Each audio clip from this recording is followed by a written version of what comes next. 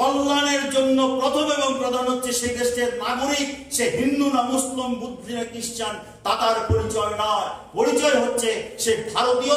তার জন্য সুনির্দিষ্ট পরিকল্পনা, এই জায়গাটাকে যদি আমরা ঠিক মতো চেপে ধরতে পারি, এই বিষয়টা যদি আমাদের মানুষের কাছে আমরা নিয়ে যেতে পারি, এই কথার যুক্তিগুলি যদি আমরা মানুষকে বুঝাতে পারি যে আমরা কি চাইছি আর ওরা কি চাইছে, আমরা কি বলছি আর ওরা কি করছে, এই জায়গাটা যদি মানুষের কাছে আমরা উপস্থিত করতে পারি, তাহলে এই আন্দোলন সফল হবে।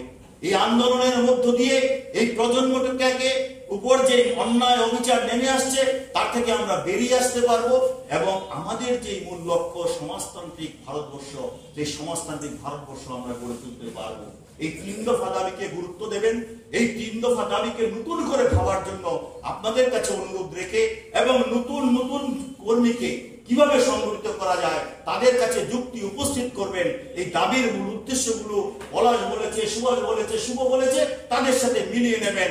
একসাথে মিলিয়ে যুক্তি দিয়ে মানুষকে বোঝানোর চেষ্টা করবেন।